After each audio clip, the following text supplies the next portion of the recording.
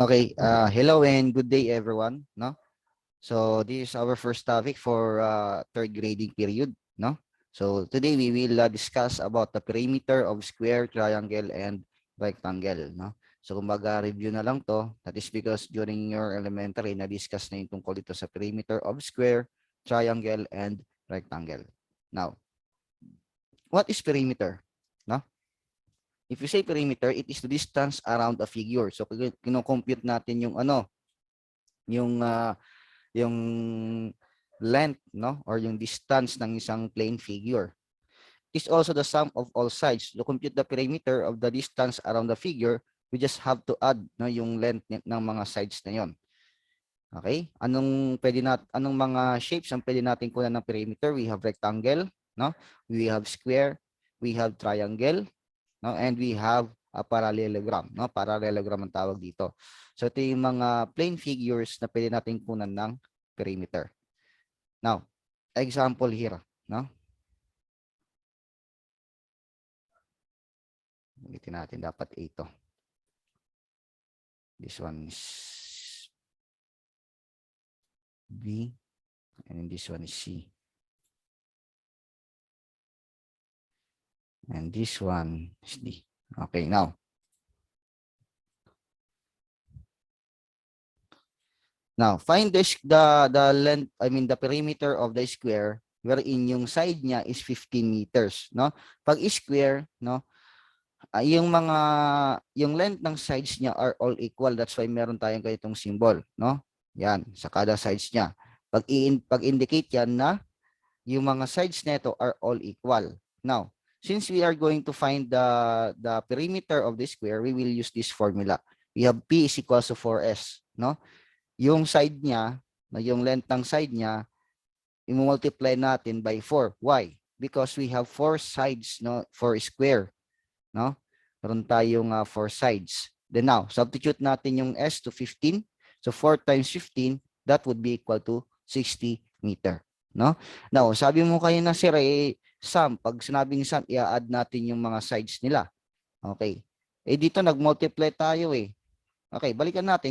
Kung i-add natin yung sides ng square, ganito rin ang lalabas. Kumbaga itong pag times natin by 4 is a shortcut way, no, in finding the perimeter of the square. Now, kung i-add natin siya, 15 plus 15, we have 30, plus 15, we have 45, plus 15, we have also 60. So parehas lang din ang sagot. So we can use this formula para mas madali. Now, punta naman tayo sa triangle, no? Sa triangle, to find the perimeter, no? So we just have to add the sides, no? Yung A natin dito is 12 cm, your B is 15, then yung C natin is 20 cm. Na yung triangle, always meron siyang 3 sides. Now, to find the perimeter, sabi ko kanina, we will add those 3 sides, no? Yung length ng kada sides na yon. Okay, we have P is equal to A plus B plus C. Substitute your A to 12, your B to 15, your C to 20.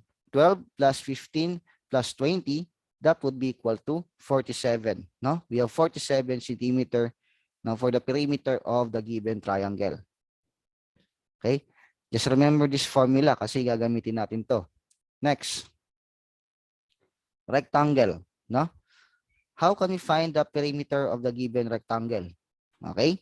Now, sa rectangle naman, no, unlike sa square kasi equal yung mga sides niya lahat. Dito sa rectangle, yung opposite sides lang yung equal. Pag sinabing opposite side, ito, yung magkatapat na side, na tulad nito. Ito, may ano tayo dito, symbol na nilagay. Isang line, ibig sabihin, itong side na to, tsaka itong side na to are equal. Okay? Pero dito, two lines to, no? Ibig sabihin, itong line na to, or itong side na to is equal to this side. Pero hindi sila equal dito kasi mas mahaba to compare dito sa dalawang to. Okay, now, sa rectangle, we just need the length of the width. The width of the rectangle and then yung length. No? Yan lang ang kailangan natin to find the perimeter. Your width, yung length here is 18. Your width here is 9 meters. Now, to find the perimeter, no, we'll use this formula P equal to 2L plus 2W. 2L kasi dalawa yung length natin. Itong isa sa baba, isa naman sa taas. 2 width kasi dalawa yung width natin. Itong sa right side at saka sa left side. No? Times 2 natin yon. Now, substitute your L to 18. 2 times 18 plus your W naman to 9. So 2 times 9. Okay, 2 times 18, that would be equal to 36. Then 2 times 8 is equal to 18. 36 plus 18 is equal to 54. Now, therefore, the perimeter of the given rectangle is 54 meters. Na meron siyang width na 9 meters and then 18 meters as the length. Okay, madali lang, no? Next, quadrilateral. Na pag sinabing quadrilateral, ito yung four-sided polygon, no? Or four-sided na shape. Okay, apat lagi yung shape niya. I mean yung sides niya, no? Now, to find the perimeter, madali lang, no? Add lang natin yung mga sides niya. Okay, yung A natin dito is 7 decimeter, your B is 10 decimeter, your C is 17 centimeter, your D is equal to 22 decimeter. Now, to find the perimeter, add lang natin A plus B plus C plus D. Na parang doon sa triangle, A plus C plus C, pero dito sa quadrilateral, may D na. Kasi nga, apat yung sides niya. Substitute your A to 7, your B to 10, your C to 17, and then your D to 22. 7 plus 10 plus 17 plus 22, that would be equal to 56 decimeter. No? So therefore, the perimeter of the given quadrilateral is 56 decimeter. Okay? Now, madali lang, no? Punta naman tayo sa word problem. Okay? For number 1, a rectangle garden is 24 meters long and its width is 9 meters. How much fencing material is needed? Na may is dito dapat. For it, if a meter of the fencing material costs 32.5 pesos, how much will the fencing material cost? Now, so doon sa rectangular garden no, ng isang farmer, nalagyan natin ng may-ari. Siyempre, rectangular garden, farmer may-ari, no? Yung length niya is 24 meters. And then yung width niya is 9 meters. Now, ilang fencing materials ang kailangan? Pag sinabing fencing materials, ito yung materials na kailangan para malagyan ng bakod yung rectangular garden na yon, no? If a meter of the fencing material costs 32.5 pesos, how much will the fencing material cost? Now, what are we going to do here is to find first the perimeter, since we are going to compute for the distance around that rectangular garden. Now, we will use this formula again. We have P is equal to 2L plus 2 width. No, rectangle, kasi nga rectangle garden to. Then substitute your L to 24, your width naman to 9. No? 2 times 24, that would be equal to 48. Then 2 times 9 is 18. 48 plus 18 is equal to 66 meters. No? So ito yung magiging perimeter niya. Now, sabi dito, okay, dito na natapos yung computation, no? Okay, tapusin natin. Now, sabi dito, if a meter of the fencing material cost 32.5 pesos, no? Or 32 pesos and 5 centavos, no? How much will the fencing material cost? So yung fencing material na kailangan natin is 66 meters. So kada metro ang price niya sa kada meter is 32.5. Multiply natin. Okay? So we have 32.5, okay, times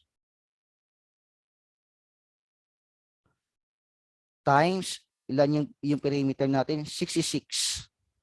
No? So 32 times 66, ilan yon? Okay? Can use this formula. I mean calculator. Can use calculator here.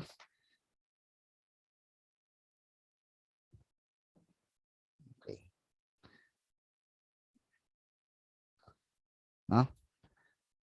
32.5 times 66, that would be equal to 2,145.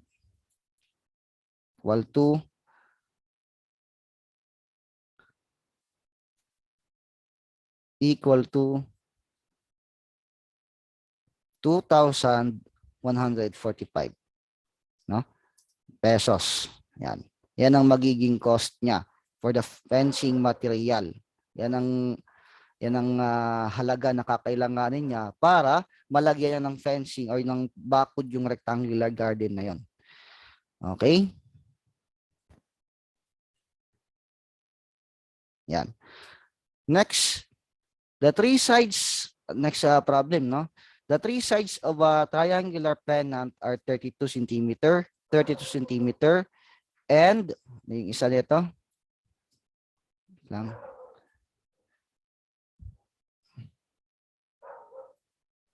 And 24 centimeter, no? How much decorative material has to be placed around it? Okay. Now, so yung sa rectangular pennant, no, na yung sides niya, ito may mga length, no, ng kada size ng triangular pennant. Yung isa 32 centimeter, yung isa 32, yung isa 24. Ang tanong, how much decorative material has to be placed around it? So we will use the perimeter. No, we are going to find the perimeter of the triangle. No, we have P is equal to A plus B plus C. Add lang natin. Your A here is 32, your B is 32 also, then your C is 24. 32 plus 32 plus 24, that would be equal to 88 centimeters. So yan ang kakailanganin nating decorative material to place around that rectangular pennant. Okay?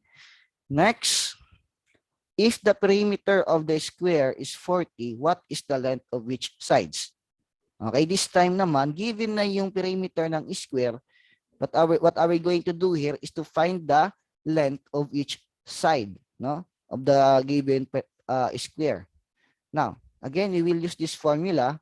No, yun nga lang, medyo reverse na solution ang gagawin natin kasi nga given yung perimeter. We are going to find your S. No? So here, substitute your P to 40 since yung perimeter niya is 40. Ito nakalagay. Oh. The perimeter of the square is 40 equal to 4 times S. Then, divide natin both sides by 4 para matanggal yung 4 dito sa tabi ng S. 40 divided by 4 is 10. Then, cancel out. We have here 4S divided by 4 is S. Cancel out natin itong 4. Magiging S na lang. Then, we have the sides, no, of each the length of each side of the given square is 10. Okay, 10 units. Okay. Okay, so that's it, no? Thank you for listening. And again, do not forget to answer your exercises. Okay? That's all. Goodbye and God bless.